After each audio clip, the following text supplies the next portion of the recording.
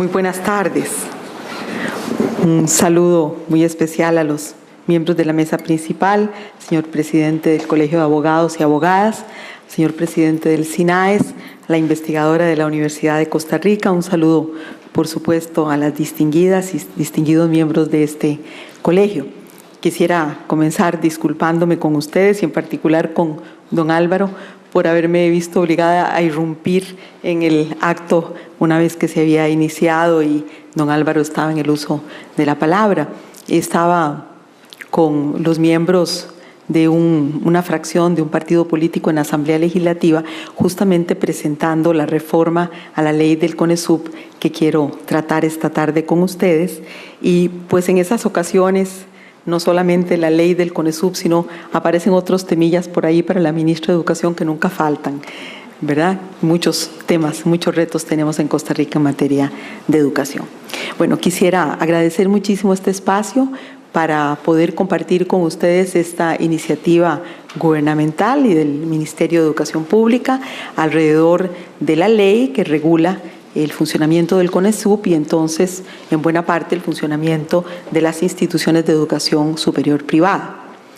Yo creo que se impone que yo comience estas palabras con un reconocimiento al Colegio de Abogados y Abogadas por el liderazgo que ha mostrado en el país y, por qué no, la valentía, es la palabra que me viene al espíritu, para tratar el tema de la calidad de las personas que se forman en la carrera de Derecho. Yo creo que este colegio ha puesto en la mesa de la discusión nacional ya antes el tema de la calidad profesional y del papel de un colegio profesional, que de pronto podemos reducirlo mucho a cuestiones meramente de tramitología o simbólicas y de pronto, por supuesto no el caso de todos los colegios profesionales en Costa Rica, y de pronto una labor esencial, ¿cuál es? Velar por la calidad de las personas que se forman en esa determinada línea profesional, queda en un lugar secundario o invisibilizado. Yo creo que ese no ha sido el caso del Colegio de Abogados y Abogadas. Además de otras iniciativas, muy recientemente tuve el gusto de escuchar a un grupo del Colegio de Abogados, precisamente, presentando la iniciativa de un pensum. No recuerdo exactamente los términos, por aquí está la experta que lo presentó, pero un currículum básico, si se quiere, y un currículum ampliado, en el caso de la formación de Derecho, que es, por ejemplo, cómo se trabaja, ya que la colega de la Universidad de Costa Rica lo presentaba, es así como se trabaja en el marco europeo, ¿verdad? ¿Qué es lo mínimo? O, por ejemplo, en el caso de las ingenierías, lo hemos visto con don Álvaro en el SINAES, en el caso de la acreditación en Canadá, que es lo indispensable que un ingeniero o ingeniera debe saber y que otras cosas, según el perfil de la institución, pueden agregarse a ese currículum. Pero ¿cómo habría, por ejemplo, ciertas experiencias, contenidos o sencillamente vivencias para desarrollar competencias y habilidades son imperativas? Este colegio presentó al CONESUB una malla curricular básica que ha nacido de toda una investigación que ha realizado el Colegio de Abogados y Abogadas y que entonces endereza la discusión en el campo curricular hacia un aspecto fundamental. Bien, yo voy a tratar de manera breve de referirme a esta iniciativa porque creo que es un esfuerzo que tiene relación directa con el tema que ustedes están tratando, que es en busca de la calidad profesional. Por supuesto, no me voy a referir específicamente a la carrera de Derecho porque no es mi campo, sino a la calidad en general en las profesiones.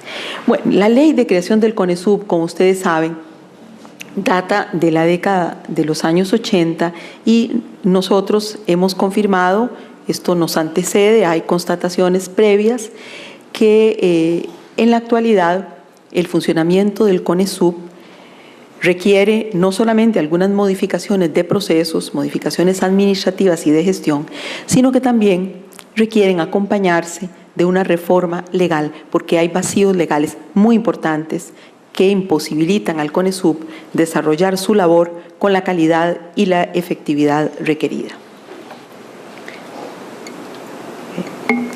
Permítame ponerme los anteojos para ver cómo es. ¿Será aquí? No. Aquí. Bien. Nosotros estamos trabajando básicamente en 3 líneas en lo que tiene que ver con el funcionamiento del CONESUB. La reforma a la ley, en lo que estamos trabajando arduamente con todos los diputados y diputadas, además del proceso de consulta que hicimos abierta. La renovación interna del modelo de gestión, que no necesita una autorización legal, estamos trabajando en ella con toda claridad.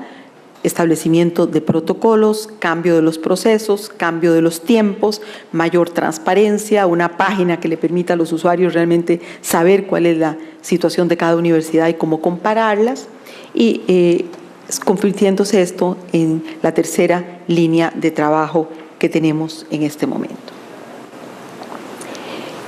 Ustedes conocen que precisamente, si bien es en el año 81 que se aprueba la ley de creación, hay una reforma, hay reformas reglamentarias que se han dado, que en este momento no son suficientes, y también modificaciones que, sin embargo, no colocan hoy al CONESUB de cara al cumplimiento de su mandato.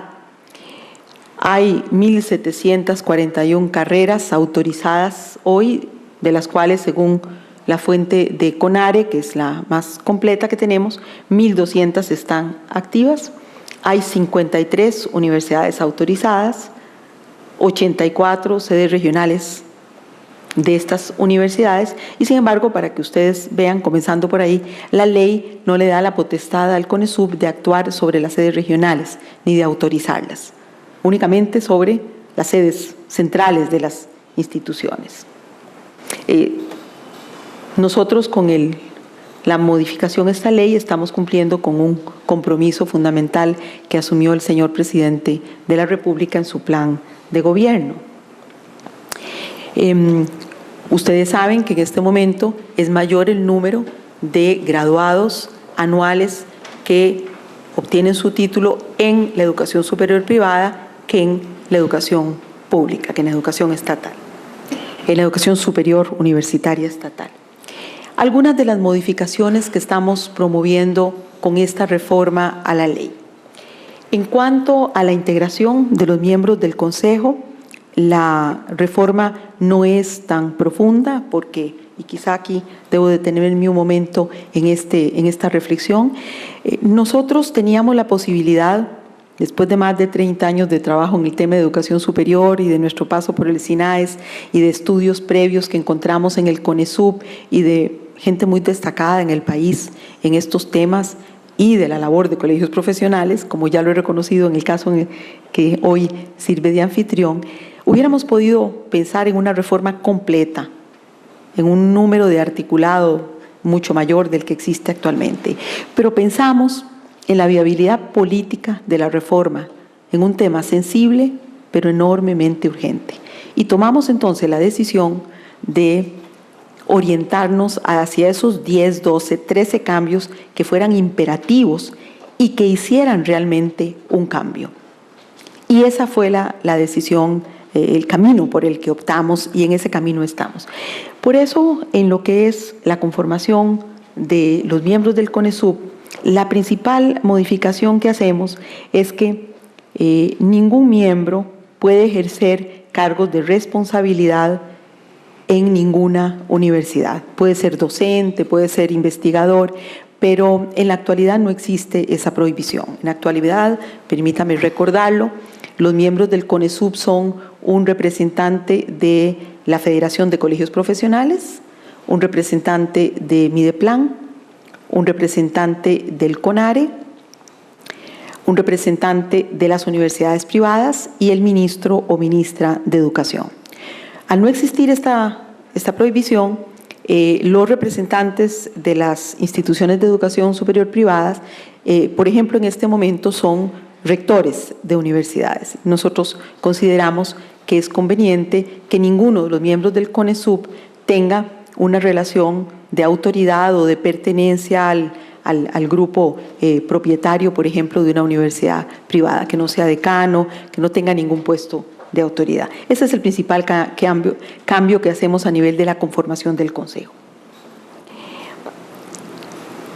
En la propuesta de reforma se amplían las competencias del CONESUB y se fortalece el que existan criterios técnicos para su funcionamiento.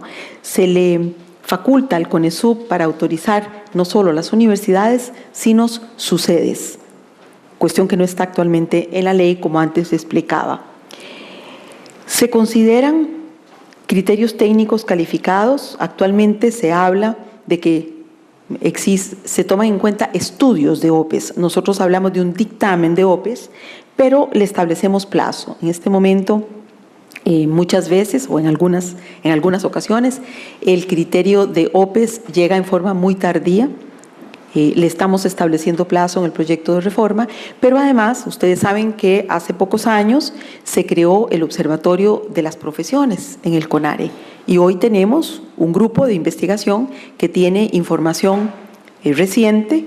Se divulga el informe anualmente, si lo recuerdo bien, o bianualmente, un informe del ejercicio de las profesiones en el país, es decir, cuáles son las profesiones que tienen mayor demanda en el mercado laboral, cuáles son profesiones eventualmente saturadas en el mercado laboral, entre otros indicadores. Estamos aprovechando al máximo esa inversión que está haciendo Costa Rica en un observatorio de las profesiones y en general en información que tiene la Oficina de Planificación de la Educación Superior, OPES. Ya comentaba, por ejemplo, que para buscar los datos actualizados de las carreras activas acudimos a la base de datos del CONARE. El tercer elemento que se apunta acá es tal vez uno de los que ha generado mayor discusión y tiene que ver con que la propuesta de reforma autoriza al CONESUB a analizar y eventualmente aprobar tarifas ya no solo de matrícula y cursos, que es lo que dice la ley del 80, sino todos los rubros que pasan a ser un cobro para los estudiantes.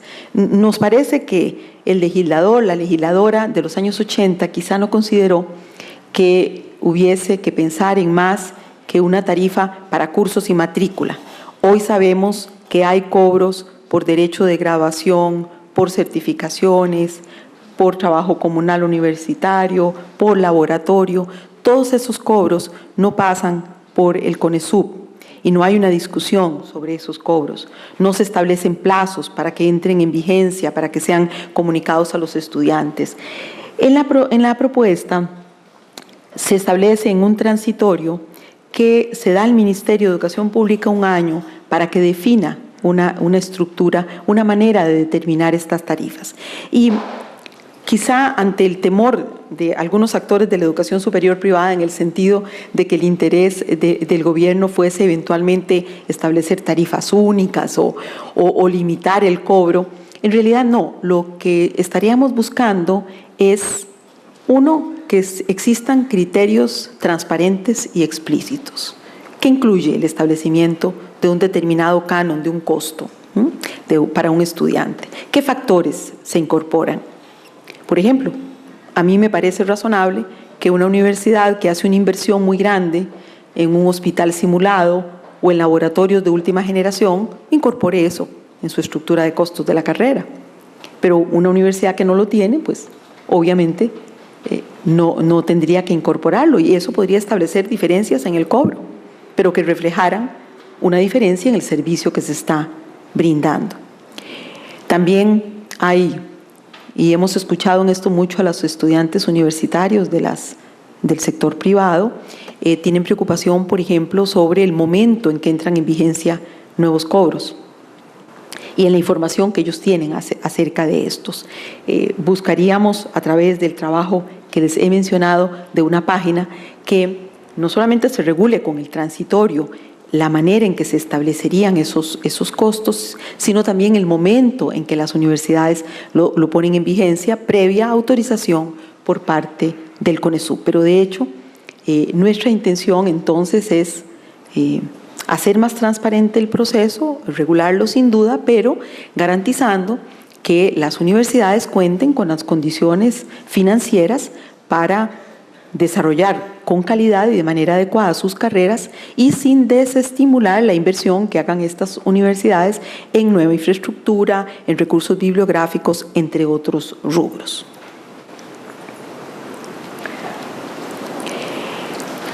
Esta es la columna vertebral del proyecto de reforma y tiene que ver con la calidad. Estamos incorporando un artículo según el cual las universidades tienen que acatar la norma nacional de calidad. Ustedes saben que el SINAES, el Sistema Nacional de Acreditación de la Educación Superior, se creó mediante un acuerdo entre universidades públicas y privadas, lo promovieron las públicas, se sumaron en un inicio 4 privadas, y el SINAES se establece con una ley del año 2000 y luego con una ley de fortalecimiento de 2010. En esa ley, que fue aprobada por unanimidad en la Asamblea Legislativa, se establece que el Sistema Nacional de Acreditación, el SINAES, establece la norma nacional de calidad en educación superior. Recordemos que el SINAES es la única instancia del Estado, con fondos del Estado, donde las universidades públicas y privadas están en condiciones de paridad. Hay 4 representantes de las públicas y 4 representantes de las privadas. Y un ambiente de respeto a la particularidad de uno y otro sector. Yo, por lo menos en el tiempo que estuve en el SINAES, pude ver con agrado cómo ya no tanto era la diferencia entre universidad público-privada, sino entre la universidad que está comprometida con la calidad, que es la que se sienta en el SINAES, la que pasa el proceso de admisión y la que se compromete con la norma nacional de calidad. De las 53 universidades, solamente 13 están en el Sistema Nacional de Acreditación, es decir, se han comprometido con la norma nacional de calidad. Hay en el SINAES, además de las 4 públicas, la UTN se ha mostrado una voluntad muy clara de incorporación, pero obviamente necesita un tiempo para que haya suficientes cohortes de estudiantes para poder participar en procesos de acreditación. El SINAES también tiene 3 universidades internacionales entre sus miembros: la Universidad EARTH, el CATIE y la Universidad para la Paz.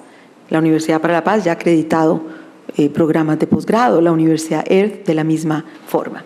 Bueno, la idea es que si esta reforma pasa en la Asamblea Legislativa, que es mi deseo, por supuesto, y la voluntad del gobierno que esperamos pueda concretarse, se le daría a las universidades aprobadas, a todas, a las 53, 5 años de tiempo para que hagan su proceso de acreditación institucional. Tal vez aquí esto merece también una aclaración, y es que hasta el momento actual el SINAES ha acreditado carreras, pero no universidades. Pero la ley de 2010 le autoriza al SINAES para acreditar universidades. El SINAES, en la consulta que abrimos sobre esta propuesta de reforma, nos dijo: necesito no 1 año, sino 2 años para tener listo el modelo de acreditación de universidades.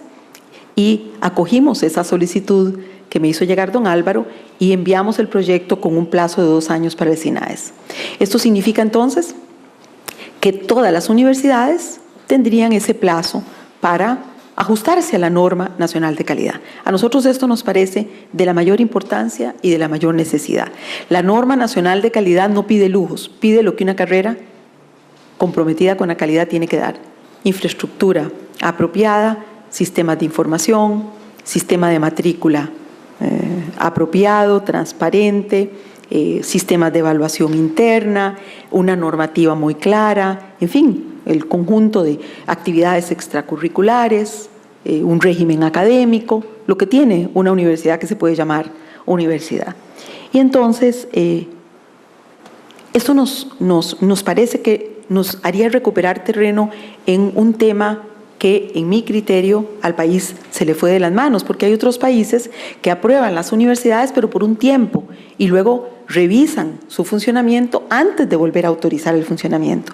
En Costa Rica, la autorización parece que es para siempre, a menos de que haya una falta tan grave. Vamos a ver ahora que el régimen sancionatorio es también tremendamente insuficiente. Esto colocaría a Costa Rica, yo creo, en el sendero en que merece estar.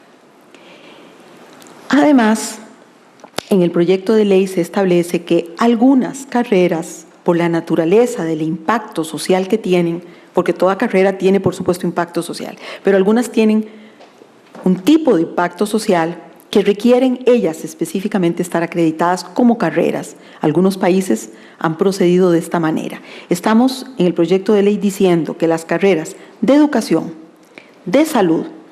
Y nosotros habíamos puesto en el proyecto, en la propuesta original, ingeniería civil. El Colegio Federado de Ingenieros y Arquitectos nos participó en una de las audiencias y nos dijo todas las carreras que están en el Colegio Federado, que están federadas en este colegio profesional, deberían ser acreditadas. Acogimos la propuesta y ampliamos el enunciado. Igualmente tendrían esas carreras 5 años para acreditarse. Permítame aquí usar un pequeño ejemplo que lo estoy usando para de alguna manera ilustrar lo que está en juego.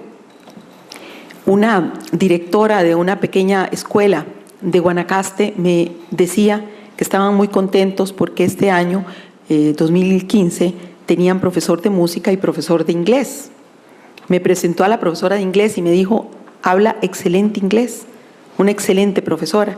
Qué suerte la mía, porque una colega directora que está aquí cerca tiene una profesora de inglés, estamos hablando de las escuelas primarias, en este presupuesto para el MEP creció y asignamos 100 plazas adicionales de profesores de inglés para primaria.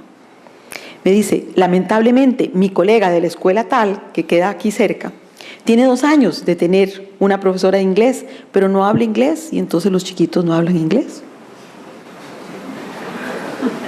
Bueno, yo digo que a veces con los ejemplos de la vida cotidiana nos entendemos mejor. Imagínense ustedes el sacrificio que está haciendo el pueblo de Costa Rica para que vayamos caminando hacia el 8% del PIB en educación. ¿Qué sucede si el MEP tiene que seguir contratando profesores de matemática que no dominan matemática o profesores de inglés que no hablan inglés? Yo me pregunto cuándo vamos a lograr la meta que nuestros chicos hablen inglés. Sobre todo en esas zonas donde hay mucho menos oportunidades de interactuar. Hay colegios privados que les hacen una prueba a los profesores, que nosotros en el sector de educación, si bien se ha autorizado un reconocimiento de puntos adicionales por carrera acreditada, la verdad, en el ministerio no podemos hacer magia con procesos de capacitación. Ustedes, distinguidos profesionales, saben que la capacitación es para mantenerse al día, pero de ninguna manera para graduar a alguien que no se graduó en su especialidad. Esa magia no existe. De manera que si en esto no procedemos con rectitud y en Costa Rica con toda prontitud acreditamos las carreras de educación, el desastre que yo preveo de pérdida de competitividad y bienestar del país va a ser irrecuperable. Nosotros no podemos seguir graduando profesionales.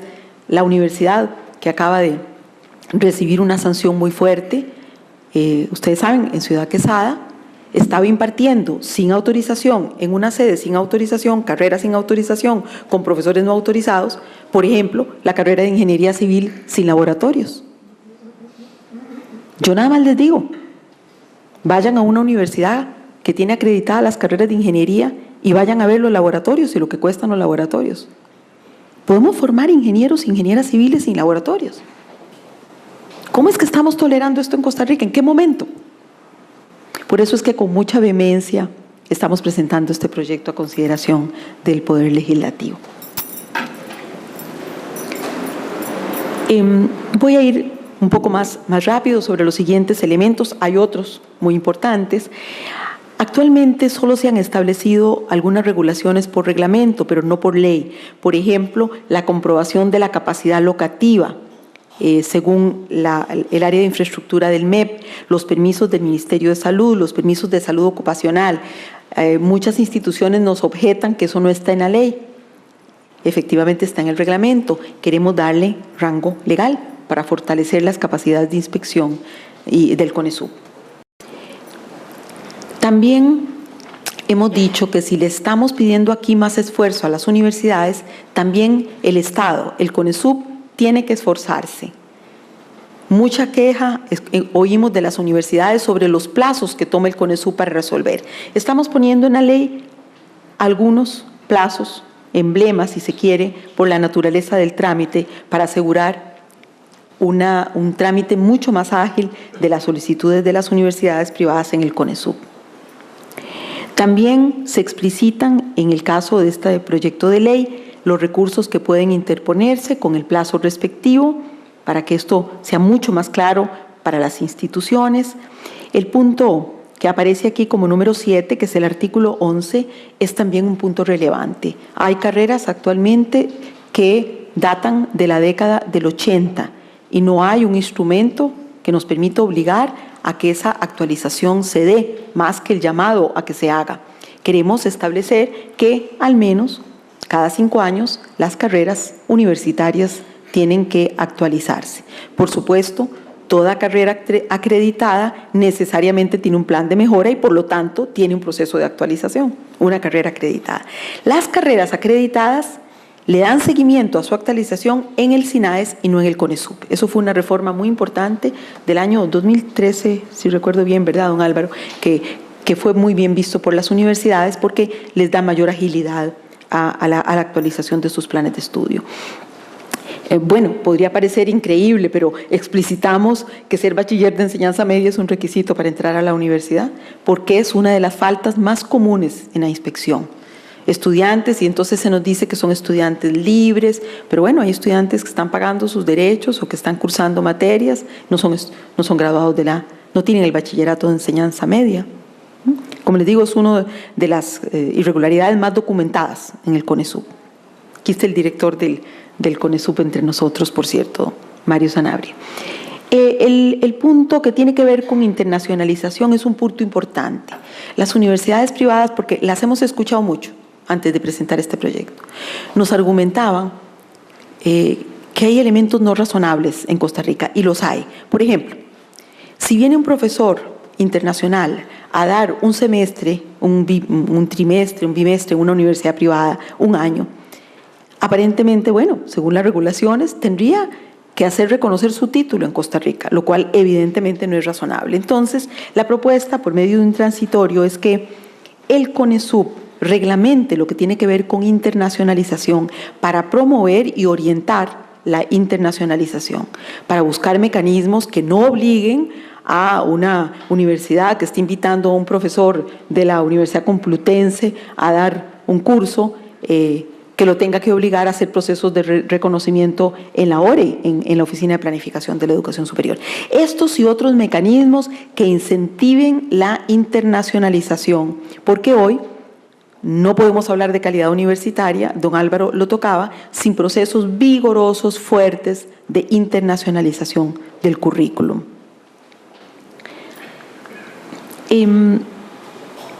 Esto es otra cosa que podría parecer elemental, pero se han encontrado tales carencias en las actas de notas y en los expedientes de los estudiantes que se establece en esta reforma que mediante reglamento se van a determinar los plazos para la presentación de estos requerimientos, de forma que quede explícito en la ley que esto es algo que será detenidamente regulado por el CONESUB. Muchos problemas han enfrentado algunos estudiantes por la manera en que se trabaja con las actas de notas y muchos problemas de inspección tiene el CONESUB porque no hay regulaciones claras en este tema. También se establecen reglas para dar mayor seguridad jurídica a las universidades. Por ejemplo, la potestad de revisión oficiosa del CONESUB respecto al acto administrativo de registro, en lo que se refiere a inscripción de título, caduca, dice el artículo 3, a los 4 años de efectuada la inscripción, excepto, por supuesto, que se dé una denuncia. De manera que tengan más clara las universidades de los procesos que emprende el CONESUB. El punto que sigue sobre la potestad sancionatoria es de gran relevancia. También ahí, en este caso, estamos hablando de prescripciones para que estén explícitas en la normativa. Por primera vez se incorpora un artículo que explicita derechos y deberes de los estudiantes. Los estudiantes están prácticamente ausentes en la ley del CONESUB. Se establece un artículo donde se detalla cuáles son los derechos y cuáles son los deberes de los estudiantes. Por ejemplo, derecho a ser informado cuando hay un cambio normativo que pueda perjudicarlo. Derecho a tener el debido proceso dentro de la universidad. Deber, por ejemplo, de primero agotar la instancia interna de la universidad antes de poner una denuncia en el CONESUB. Este tipo de asuntos se regulan en un artículo específico.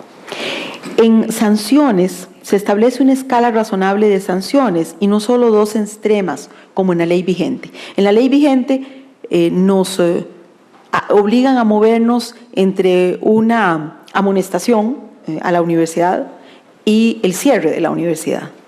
Y al existir esas sanciones extremas en la práctica, pues no existe realmente un régimen sancionatorio que sea efectivo para el CONESUB.